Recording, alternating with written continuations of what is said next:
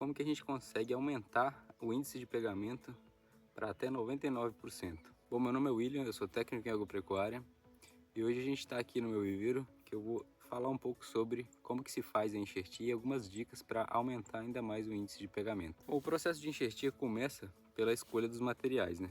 Basicamente a gente tem dois materiais primários, que são o porta-enxerto, que também pode ser chamado de cavalo, que é o que? A muda de cacau que vai receber o enxerto. Essa muda normalmente é feita com clones mais robustos, né? Porque ela vai ser responsável por criar todo o sistema radicular dessa planta. Aqui eu estou usando ultimamente o TSH 1188 e algumas outras variedades robustas que eu tenho aqui na região. A intenção de usar essas variedades robustas é tanto para o desenvolver da planta ser mais rápido, quanto para realmente o sistema radicular da planta depois de adulta ser robusto para sustentar toda essa carga que a gente vai colocar em cima dela. No caso aqui, eu tenho uma planta na fase de enxertia do TSH 1188. Essa muda aqui está com cerca de 8 meses e você pode reparar que bem embaixo na planta já tem folha. Isso aqui é muito importante para acelerar ainda mais o desenvolvimento desse enxerto, como também para aumentar o pegamento desse enxerto. Vocês vão entender por que disso. Então aqui a gente tem a planta, o cavalo no caso, né?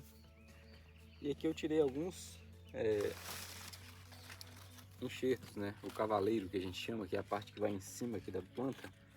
Eu tirei lá da roça e trouxe assim para demonstrar aqui no vídeo, mas normalmente você já vai trazer da roça dessa forma aqui. Aí você vai tirar as folhas deixando esse talinho aqui, que é onde é daqui que o broto vai desenvolver, né? Com o tempo, depois da enxertia, esse talinho que fica para trás aqui vai cair normalmente, mas é importante deixar ele aqui e não cortar rente, porque você pode prejudicar o local de brotação aqui da planta. Então, basicamente, o cavaleiro vai vir da roça dessa forma aqui. A gente chama isso aqui de material genético, porque a genética de produtividade que a gente quer tá aqui.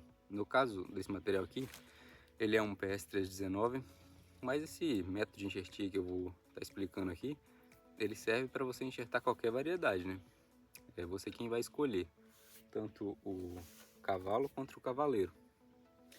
Porta-enxerto e enxerto. Os materiais que você vai precisar para estar fazendo esse enxerto, basicamente uma tesoura, um canivete. O canivete é muito importante ele ser bem afiado mesmo. Esse daqui é um Victorinox, é um canivete suíço importado. Não tem necessidade de você investir num canivete tão caro quanto esse. A gente opta por investir nisso aqui porque, como é muita muda, né, a gente tem viveiro, os canivetes normais, né, eles perdem fio muito rápido. Então você precisa ficar amolando toda hora e isso acaba perdendo rendimento no serviço. Então aqui no caso eu vou usar um Victorinox, mas você pode usar um canivete que você tiver aí mesmo, só tem que tomar cuidado que ele tem que estar bem afiado para ele fazer o corte realmente cirúrgico. Não pode ser aquele corte que vai amassando enquanto corta. A gente vai usar também essa sacola de... Aqui a gente chama de chup-chup, chamam de geladão por aí, né? No caso aqui é 8x25. Nesse caso aqui na embalagem está escrito que é saco para talher, mas é a mesma coisa. É aquele negócio que quando a gente vai no restaurante os talheres vêm dentro. É o ideal aqui, esse tamanho aqui, pelo que eu já testei, é o ideal para fazer enxerto em viveiro, né? Enxerto a campo pode ser um pouco diferente. E a sacolinha de papel aqui, que é aquela sacolinha de colocar pipoca, né? Que normalmente vendem com pipoca dentro e tem vários outros usos. É tudo produto baratinho, né? Compensa muito investir nisso. Ao longo do vídeo eu vou explicar porquê de cada coisa. Mas assim, tem muitos anos já que eu trabalho com enxertia de cacau. E essa configuração aqui foi a que eu achei que aumentou mais o índice de pegamento, né? Várias outras formas funcionam, mas essa daqui realmente funciona muito bem. O índice de pegamento é muito alto e o índice de venda depois da muda, né? Que não basta só ela pegar, ela tem que vingar ao longo dos próximos meses. Também é muito bom. Falando agora sobre os métodos de enxertia que existem vários métodos de enxertia diferentes, né? O que eu vou estar falando nesse vídeo aqui é o de fenda cheia, que é o que eu uso aqui no viveiro, que eu acho que tem o desenvolvimento mais rápido e mais eficaz. Tem outros métodos de enxertia também, tem a enxertia lateral, mas como eu não uso, né? Como eu não faço, eu não vou ensinar. Eu vou ensinar o que eu tenho experiência aqui. Então vamos começar com o processo de enxertia, né? Você vai pegar o seu porta-enxerto e você vai cortar. O ideal é você cortar por cima desse jogo de folhas primárias aqui. Só que dependendo de como que foi o cuidado no viveiro, né, principalmente se a muda não teve espaço suficiente para desenvolver por completo, você pode ver que essas folhas de baixo aqui, elas estão mais subdesenvolvidas, né? Mas isso aqui é natural, porque como essas mudas aqui ficam uma do lado da outra, essas folhas de baixo recebem menos sol e por isso elas vão definhando ao longo do tempo. Mas se tiver alguma folha aqui, por mais feinha que ela esteja, já está excelente, porque essas folhas vão ser responsáveis por estar fazendo a fotossíntese aí nos primeiros dias ou até no primeiro mês depois da enxertia, né? A ideia é você vir aqui de um espaço que seja possível de você fazer o amarreio depois e cortar aqui. Então aqui a gente tem a muda já preparada para receber o enxerto. Só que como eu cortei com a tesoura, esse corte aqui não fica limpo. Então você pega o canivete e limpa esse corte aqui.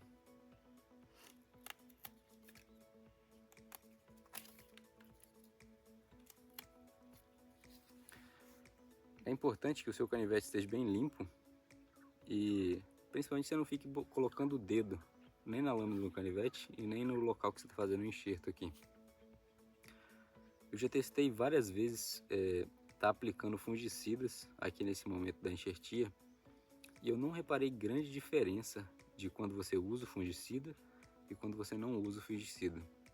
Tem algumas dicas principais aí que eu vou estar dando depois que eu fizer o processo de enxertia, que eu acho que mudam muito mais o índice de pegamento do que estar aplicando um fungicida aqui, nesse momento. Mas isso fica a seu critério. Às vezes aqui a gente usa principalmente quando está um tempo mais frio, quando o clima está mais frio e a gente precisa de fazer um enxerto, a gente aplica o fungicida aqui nesse momento de fazer a enxertia para inibir um pouco esse desenvolvimento do fungo, né? Depois que você fez esse corte e a limpeza do corte, você vai fazer uma fenda de aproximadamente uns 2 a 3 centímetros de profundidade aqui no centro do tronco. Aí você vai pegar aqui o seu material genético, né? No meu caso aqui é um PS319. Você vai deixar aí de 3 a 5 dos pontos de brotação aqui desse material genético, né? Não recomendo deixar muito ponto de brotação porque pode dificultar, né? É muito ponto para soltar broto e a planta pode estar fraca por ter feito esse processo drástico aqui que é a enxertia, né?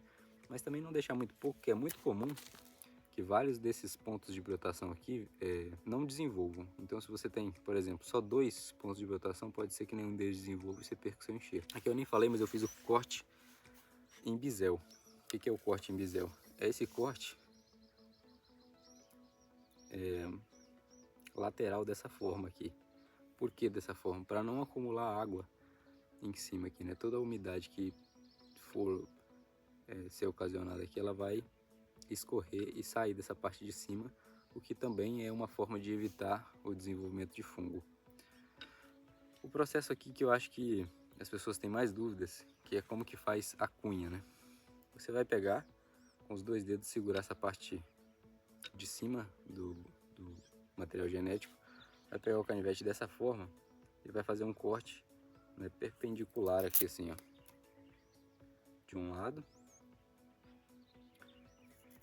e de outro. Aí é normal você ir passando o canivete várias vezes para você deixar exatamente da maneira que você quer, que é o que? Mais ou menos isso daqui, ó.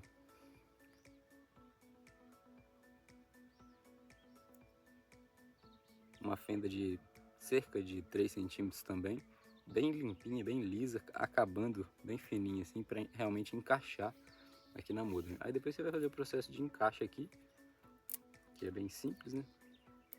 Você vai encaixar, sempre vai deixar essa parte aqui do início do corte exposta, que é onde a muda vai cicatrizar. Isso aqui vai ajudar ela a cicatrizar e ela encaixa bem certinha dos 2 lados. Você vai escolher, né, o seu material genético da grossura que tiver a parte que vai ser enxertada da sua muda, para as 2 partes baterem certinho e praticamente virarem um tronco só, né? E eu peguei os materiais para demonstrar aqui no vídeo e esqueci da borrachinha. Eu vou lá pegar. Pronto, busquei a borrachinha. A borracha que eu uso é essa daqui. Ela é aquela borrachinha que a gente conhece como a borrachinha de amarrar dinheiro. Tem vários usos, mas acho que o principal é esse daí. Eu uso ela inteira, dessa forma aqui mesmo. Você vai pegar ela aqui na parte de cima, eu gosto de começar enrolando, e você vai descer apertando bastante essa borrachinha até aqui embaixo. Embaixo você vai dar só uma amarradinha e ela já segura perfeitamente aqui. Por que eu gosto de usar a borrachinha aqui, né, e não um nylon, alguma coisa assim? Porque a borrachinha ela aperta muito bem e não tem a necessidade do meu cliente, aqui no caso que é um viveiro, ou de você que está enxertando para você mesmo, ter que ir no campo depois da muda plantada para cortar, né, o fitilho que está amarrando a sua muda. A gente já mexe com cacau há muitos anos e as primeiras mudas que a gente comprou lá atrás eram feitas com um tipo de nylon. E a gente sabe que a vida do agricultor é bem corrida, a gente tem várias coisas para fazer. E às vezes você esquece de estar indo lá cortar esse fitilho. E acontece o estrangulamento da planta, né? O nylon aperta a muda aqui, de acordo com que ela vai engrossando, esse nylon vai enforcando ela até que você perde o seu enxerto se você não for lá e cortar. Por isso que eu acho que a borrachinha é muito bom, porque com o passar do tempo essa borrachinha ela já vai apodrecendo e no engrossar da planta ela já quebra, esfarela e o enxerto fica pegado certinho e a borrachinha se dissolve sozinha. E para quem tem dúvida se realmente aperta bastante, aperta muito. Eu posso balançar, eu não vou balançar porque senão vai estragar a muda, mas vai estragar a parte da terra aqui que vai cair, mas essa parte aqui muito dificilmente solta. Fica realmente bem apertado. Aí o enxerto fica dessa maneira aqui. Vou tentar focar a câmera aqui. Fica bem apertadinho. E para finalizar aqui, a gente usa a sacolinha aqui de sacolé, né? Ou, não sei como você conhece a sacolinha aqui. Você vai vir aqui e vai passar aqui dessa forma aqui, puxando até o final. Por isso que eu falo para você cortar um pouco acima das folhas, porque senão fica muito difícil para você encaixar essa sacola de uma maneira boa aqui. No campo, normalmente se amarra essa sacola aqui também, né? Mas aí você vai amarrar ela bem fraquinho para a água que se forma aqui dentro escorrer e sair por baixo da sacola, porque senão azeda o enxerto e também você perde seu enxerto. Mas para enxerto em viveiro não precisa de amarrar, só colocar a sacola aqui. Porque como é um ambiente controlado aqui, não tem muita rajada de vento, né? Então não tem perigo dessa sacola voar daqui, né? E o enxerto ficar assim e acabar morrendo. E depois para finalizar, né, o que eu comecei a usar há menos tempo é essa sacola de papel aqui para proteger o enxerto do sol e para criar também um microclima aqui dentro, que eu acho que essa foi uma das últimas descobertas que eu fiz que fizeram a diferença. Com essa sacola de papel aqui aumentou muito o índice de pegamento do enxerto. Aí eu acredito que seja por conta desse microclima que se cria aqui dentro, né? Isso aqui no campo já tive relatos que não funciona tão bem, porque venta e tira essa sacola daqui, né? Então normalmente no campo costuma-se usar as próprias folhas do cacau, né? Se faz um bolo assim e amarra aqui em cima para proteger, né? Mas no viveiro assim funciona melhor, pelo menos pela minha experiência, né? E a muda tá pronta. Agora é só manter ela bem molhada, sem exagero também, né? Que ela vai seguir o desenvolvimento dela. E agora que vem as maiores dicas do vídeo aqui. Para quem ficou até aqui, eu acho que vai valer muito a pena se você trabalha com isso, porque eu vou passar aqui tudo de mais escondido assim que eu consegui descobrir ao longo desses anos aí sobre enxertia de cacau. Para isso eu vou pegar aí a câmera e a gente vai dar uma andada ali onde já está enxertado há algum tempo para ir tendo essa conversa. Aqui eu acho que uma das principais dicas é sempre manter o controle sanitário aqui ao longo ali da enxertia, né, mantendo o canivete, os equipamentos todos limpos, e tanto aqui no viveiro também. Tomar cuidado sempre com fungo. O principal problema de cacau é fungo, em todas as fases dele. Isso aí envolve a irrigação. Não irrigar demais as mudas nessa fase de enxertia aqui. Aqui é umas mudas que estão já com uns 30 dias de enxertados. E essas daqui já estão com um pouco mais de tempo de enxertado. Daqui já deve estar com uns 2 meses de enxertado. Eu acho que assim, a principal dica que eu daria é controle com a água. Muito cuidado com a água. A muda, antes de ser enxertada, ela precisa de muita água. E depois que ela é enxertada, você tem que controlar a água. Você vai molhar realmente só para manter a muda viva. Aí vem as maiores dicas que eu posso dar aqui, que muita gente faz o enxerto e acaba perdendo muito e não se liga que foi por conta disso. Tanto lá onde você vai tirar o seu material genético, quanto aqui no viveiro, os seus cavalos, eles não podem ter sido adubados nos últimos 15 dias. Isso aí eu percebi realmente com a experiência, não foi ninguém que me falou. Tanto lá na roça, da onde você arrancou o material genético, quanto as suas mudas, se elas foram adubadas dentro de 15 dias antes do dia que você vai fazer a enxertia, o seu índice de pegamento vai ser muito ruim. Então essa daí já é uma grande sacada, né? Que aqui eu já perdi muita muda por conta disso. Inclusive o que eu já fiz aqui foi enxertar, né? Aí as mudas estavam todas enxertadas, tipo, tá aqui assim. E eu fui lá e adubei. Logo depois que eu fiz o enxerto. Perdi aí quase 90% dos enxertos. Então, além de você não adubar, nem onde você vai tirar o material genético, nem as suas mudas no viveiro, você também não pode adubar. Aí eu recomendo pelo menos uns 30 dias aí, depois que você fez a enxertia, você não adubar. O que eu faço aqui é assim que ela começa a ficar nessa fase aqui, que é a de soltar as primeiras folhinhas, né? Quando começa a tirar elas da sacola, eu começo a fazer pulverização com fungicidas e um fertilizante, né, mais foliar. Toma bastante cuidado, principalmente com ureia, com cloreto de potássio, fósforo, em grande quantidade, nas fases iniciais ali, logo após a enxertia, porque realmente perde bastante. É por que eu falei aí, né, que você pode chegar em até 99% de pegamento. Essas mudas aqui não fui eu que fiz. Ultimamente eu não tenho mais tempo de estar enxertando as minhas mudas aqui, mas eu tenho um rapaz que me ajuda aqui, que ele é um excelente enxertador, foi ele que fez isso aqui pra mim, ele é a esposa dele, e ele fez seguindo tudo isso que eu tô falando aí, né? Todos esses cuidados, e aqui tá o resultado, né? Aqui a gente não tá na época ideal de fazer enxerto, tá começando o tempo frio agora, e o resultado foi realmente surpreendente. Vou estar mostrando aqui pra vocês no vídeo, tirando a sacolinha aqui, que já tá no momento, e o índice de pegamento foi de mais de 99%, assim, é muito difícil de você achar uma muda que o enxerto não pegou. Essas mudas que ainda estão na sacola é porque elas não desenvolveram a folha suficiente ainda para mim estar tirando da sacola, mas elas também estão pegas. É muito difícil mesmo de achar alguma muda aqui que não pegou. Por isso que eu coloquei 99%, né? Depois que você consegue fazer isso daqui, né?